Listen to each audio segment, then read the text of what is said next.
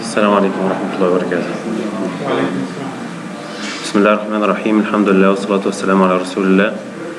So today inshallah we continue the same series of beautiful names of Allah.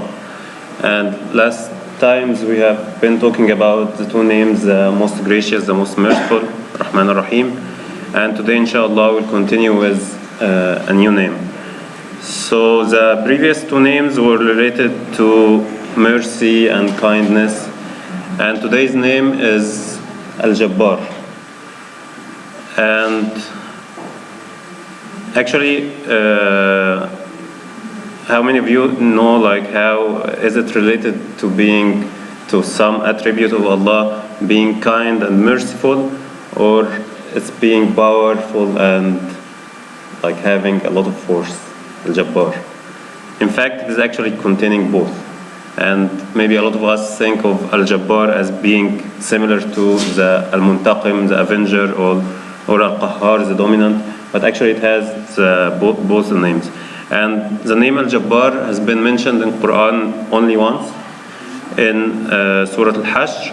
The verse is هو الله الذي لا إله إلا هو الملك القدوس السلام المؤمن المهيمن العزيز الجبار المتكبر سبحان الله عما يشركون.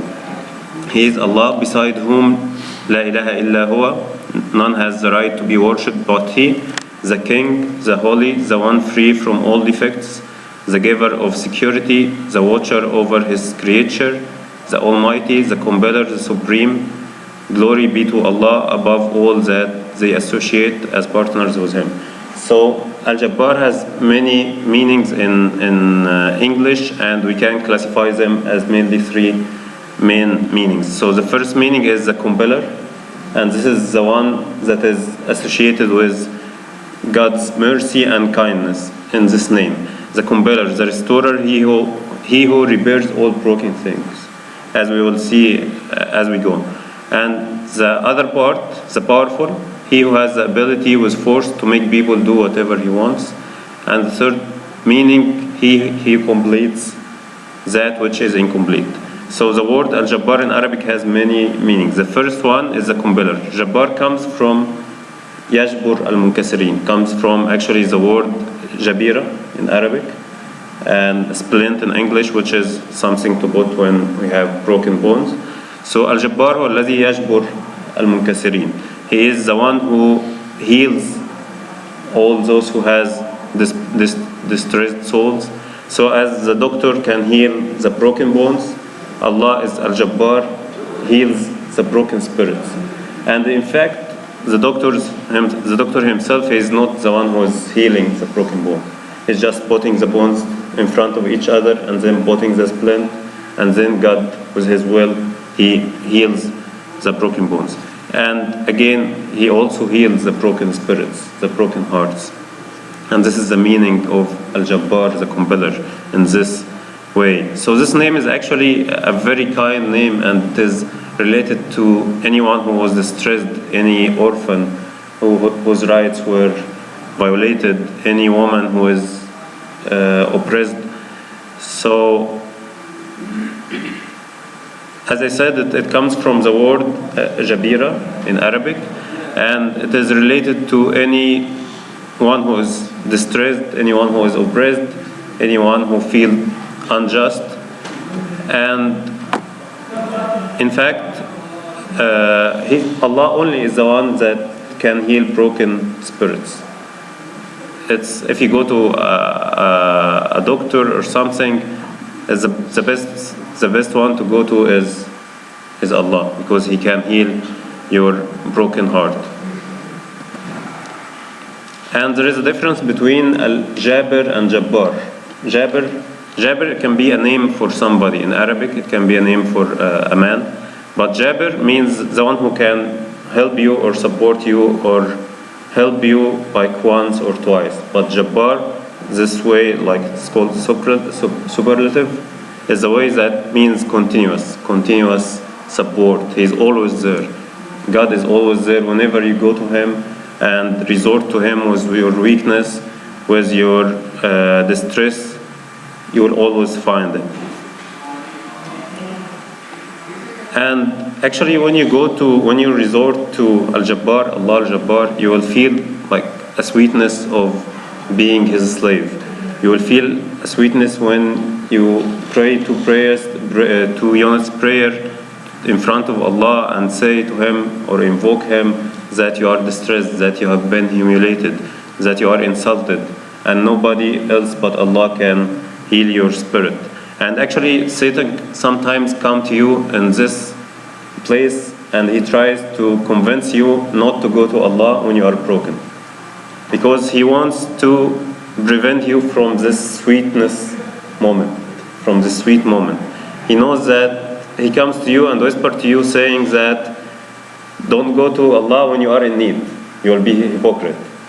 So wait till you are okay and then go to Allah. In fact, he is not helping you, he is harming you. He is trying to prevent you from this moment, which is, if you try it, you will feel that you are very close to Allah, because you are going to Allah telling Him that you cannot do anything without His help. You are broken, only Allah can help you. So don't be driven by Satan and always resort to Allah, and be certain that God will never let you down. أَمَّنْ يُجِيبُ الْمُضْطَرَّ إِذَا دَعَاهُ وَيَكْشِفُ السُّوءَ وَيَجْعَلَكُمْ خُلَفَاءَ الْأَرْضِ أَإِلَٰهٌ مَعَ اللَّهِ قَلِيلًا مَا تَذَكَّرُونَ. Is not He better than your gods, who responds to the distressed ones when He calls on Him, and who removes the evil and makes you inheritors of the earth generations after generations? Is there any God but Allah? With Allah, little is that you remember. So be certain that if you prostrate yourself in front of Allah and cry to Him and ask Him for help, He will never let you down. And be sure that His support is always there. Sometimes it's not immediate support. Sometimes for a wisdom, Allah delays the support for a wisdom that He only knows, but He will always be there for you. And some example about the trust in God's name, Al-Jabbar, that when you are broken, God will never let you down, is the story of the mother of Moses, Musa. When actually at that time, Pharaoh has a decision that he was killing every newly born boy. So any boy that is born, he will be killed. And at that time, the mother of Moses gave birth to Musa. So she was very afraid about him. And here comes the story. وأوحينا إلى أم موسى أن أرضعيه فإذا خفت عليه فألقيه في اليم ولا تخافي ولا تحزني إنا ردوه إليك وجعلوه من المرسلين. And we inspired the mother of Moses, telling, suckle him, but when you fear for him, then cast him into the river, and fear not nor grieve. Verily, we shall bring him back to you, and shall make him one of our messengers. So imagine how broken the heart of a mother when she just has a newly born baby, and she just suckle him and then throw him in the river, or cast him in the river. Imagine how broken she is. But see God's promise. إِنَّا رَدُّوهُ إِلَيْكِ وَجَعِلُوهُ مِنَ الْمُرْسَلِينَ. So this is a promise from God. Verily we shall bring him back to you and shall make him one of our messengers. The rest of the story, quickly. فَالْتَقَطَهُ آلُ فِرْعَوْنَ لِيَكُونَ لَهُمْ عَدُوًّا وَحَزَنًا إِنَّ فِرْعَوْنَ وَهَامَانَ وَجُنُودَهُمَا كَانُوا خَاطِئِينَ وقالت امرأة فرعون قرة عين لي ولك لا تقتلوه عسى أن ينفعنا أو نتخذه ولدا وهم لا يشعرون وأصبح فؤاد أم موسى فارغا إن كادت لتبدي به لولا أن ربطنا على قلبها لتكون من المؤمنين وقالت لأخته قصيه فبصرت به عن جنب وهم لا يشعرون وحرمنا عليه المراضع من قبل فقالت هل أدلكم على أهل بيت يكفلونه لكم وهم له ناصحون. So the translation, then the household, so she threw him, she's already cast him in the river. Then the household of Pharaoh begged him up that he might become for them an enemy and a cause of grief. Verily Pharaoh, Haman and their hosts were sinners. And the wife of Pharaoh said, a comfort of the eye for me and for you, kill him not, perhaps he may be of benefit to us, or we may adopt him as a son. And they perceived not the result of that. So see how the wisdom of God's goes on. So he was thrown in the river, and then the wife of Moses, of Pharaoh, she told his husband to keep him. So this is the only baby that was not killed. And the heart of the mother of Moses became empty. She was very near to disclose his case, had we not strengthened her heart so that she might remain as one of the believers. So she were already about to admit that I have this baby and I have thrown him, because she were so worried about him. But God have strengthened her heart, and she said to his sister, to Moses' sister, follow him. So she watched him from a far place secretly while they perceived not. And we had already forbidden foster suckling mothers with nurses for him, until she said, shall I direct you to a household who will rear him for you and look after him in a good manner. So this is the wisdom why God at the beginning inspired to the mother of Moses to suckle him, to breastfeed him, so that actually Moses, he will behave as an adult and as a big like an old reasoning person. He was actually rejecting any milk but the milk of his mother. And here comes the wisdom of God. فرددناه إلى أمه كي تقر عينها ولا تحزن ولتعلم أن وعد الله حق ولكن أكثرهم لا يعلمون. So did we restore him to his mother, that her eye might be comforted, and that she might not grieve, and that she might know that the promise of Allah is true, but most of them know not. So this is addressing, again, this story addressing any oppressed person, any depressed person, anyone who is an orphan and his rights are violated, anyone who has a disability, who people are mocking him or making fun of him. Actually, any of our nations, like in Syria, Yemen, Egypt, who are oppressed by the regimes. So all these should resort to Allah and ask Him for help, and Allah will help them. Another story which we all know is stories of our Prophet Muhammad, when he was in Ta'if and he was insulted and he was thrown with stones, and he was old at that time. And then to the extent that Sayyidina Zayd ibn Haritha, he was with him and he was screening him from being thrown by stones. And people of Ta'if were throwing stones and dust on him. And what did he do? When he just went away from them, the first thing he did, he invoked Allah الجبار, and he told him the famous dua. وهو في حديث عبد الله بن جعفر بن أبي طالب, حديث حسن: اللهم إليك أشكو ضعف قوتي وقلة حيلتي وهواني على الناس يا أرحم الراحمين إلى من تكلني إلى عدو يتجهمني أو إلى قريب ملكته أمري إن لم تكن ساخطا علي فلا أبالي إلى نهاية الحديث. O God, to you I complain of my weakness, the scarcity of my resources, and the humiliation I have been subjected to by the people. O most merciful, to whom will you entrust me? To an enemy who receives me with hostility, or to a close person whom you have granted authority? So long as you are not angry with me, I don't mind. So this is what Prophet Muhammad did. And in fact, he didn't ask Allah for anything specific in this dua. He was just telling God what he was suffering. He is telling him that he was humiliated, he was insulted, and he was in need for Allah. So Allah rewarded him with Rihlat al-Isra wal-Mi'raj, the night journey and ascension to heavens, as a reward. And he told, it is as if if the people on the earth have thrown stones on you, then this is the reward to Al-Isra al-Mi'raj, and this is a place that nobody have ever been reached. And this shows us that we should always, whenever we are oppressed or humiliated or insulted, we have always to always go to Allah.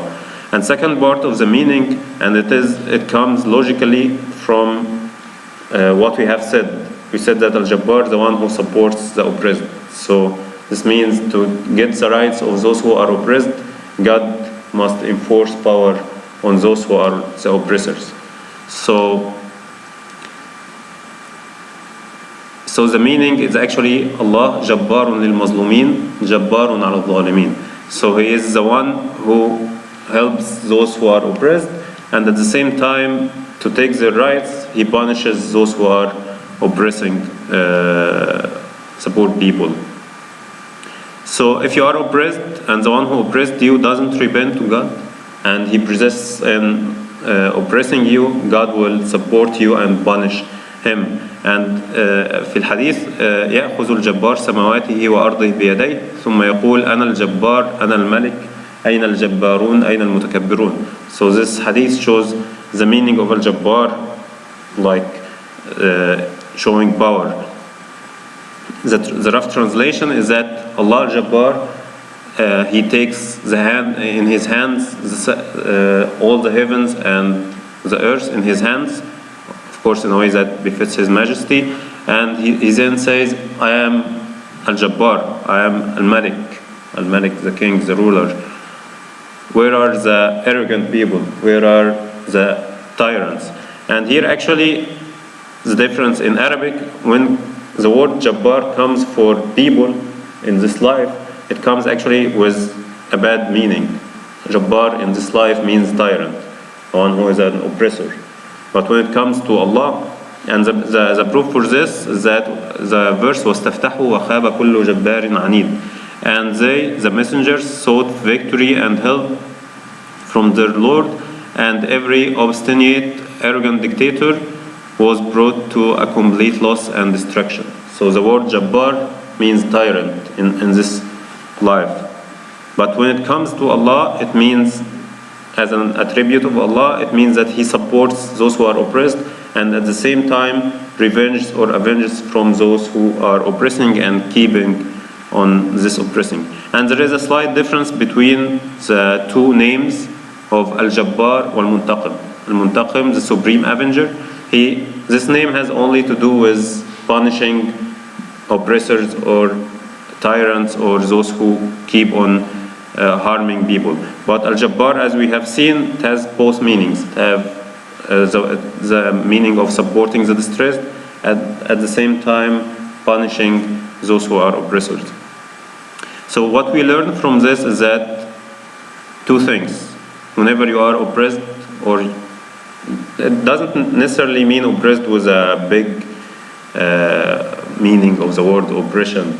It means like if you feel your heart is broken, if you feel that you are distressed, if you feel that somebody insulted you, then go to Allah. He is the only one who can relieve you and heal your pain. Actually, sometimes this comes from in the form of letting you forget. Sometimes you are insulted.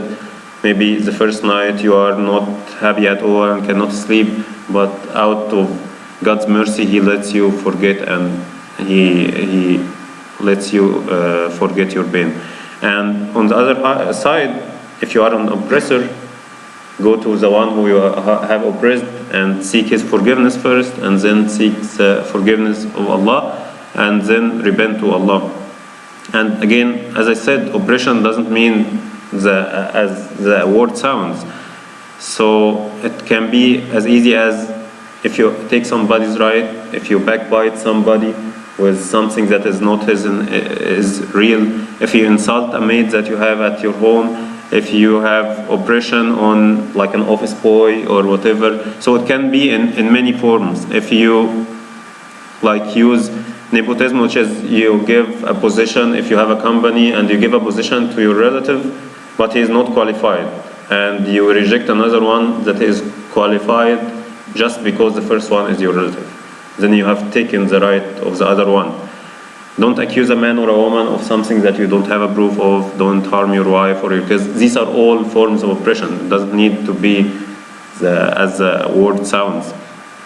And one other thing is that sometimes you may oppress somebody and God like punish you in the life, and this punishment itself will be a blessing for you, because you will repent to Allah and know that you have oppressed this one, and know that you have mocked this person and God like has punished you because of this, so you will repent and you will not go astray. So this itself might be a blessing in itself. The third meaning is actually from, so we said Al-Jabbar from Jabira, the compeller, and we said Al-Jabbar, the one who like avenges or punishes the oppressors, from Yajbur or Ajbara, from the Arabic word. Arabic word has many meanings. And the third meaning is that he is the one who completes that which is incomplete. The word Jabara in Arabic also means that to complete something. So sometimes God, like we have a lot of missings in our worship, but we do, for example, like sunan, or we do some charity, so God completes our incomplete deeds. And finally, what we should take care of is being oppressors, or in simple words, displeasing our parents. Because in Quran it has been mentioned 2 times the word Jabbar in our life about parents. وَبَرًّا بِوَالِدَيْهِ وَلَمْ يَكُنْ جَبَّارًا عَصِيًّا. This is about Yahya, John, and dutiful towards his parents, and he was neither arrogant nor disobedient.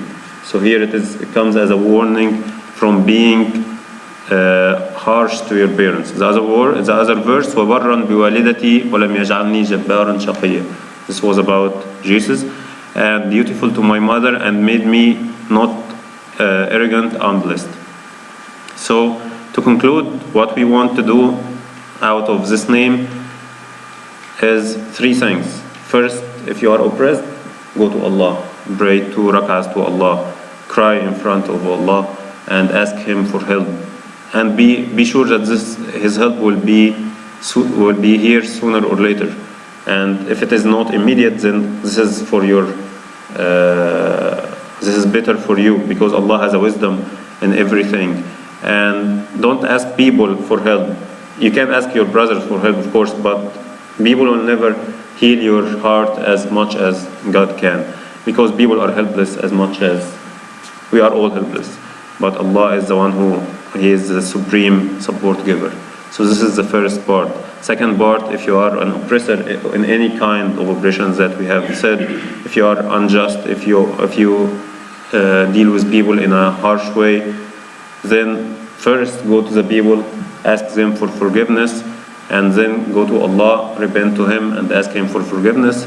And third thing is to do أن تجبر بخاطر شخص, which means that give support to somebody that is in need, give support to some poor person, give support to an orphan, visit him, visit somebody in a hospital, get a present to a poor orphan or somebody like that, or if your cousin is in need, help him. Because if you show this, then inshallah you will deserve that Allah will heal your broken heart, or will support you whenever you are in need. So if you are showing support to others, God inshallah will support you. And inshallah next time we will continue with another name of the beautiful names of Allah. اللهم اهدنا فيمن هديت وعافنا فيمن عافيت وتولنا فيمن توليت وقنا واصرف عنا برحمتك شر ما قضيت فإنك سبحانك تقضي بالحق ولا يقضى عليك فإنه لا يعز من عاديت ولا يذل من واليت نستغفرك اللهم ونتوب إليك ونؤمن بك ونتوكل عليك أنت القوي ونحن الضعفاء إليك أنت الغني ونحن الفقراء إليك أنت العزيز ونحن الأذلاء إليك اللهم اهدنا فيمن هديت وعافنا فيمن عافيت وتولنا فيمن توليت اللهم ارحمنا فإنك بنا راحم اللهم اجبر كسرنا اللهم اجبر كسرنا اللهم اجبر كسرنا اللهم ارحمنا يا أرحم الراحمين وآخر دعوانا أن الحمد لله رب العالمين صلى اللهم وسلم وبارك على سيدنا محمد وعلى آله وصحبه وسلم.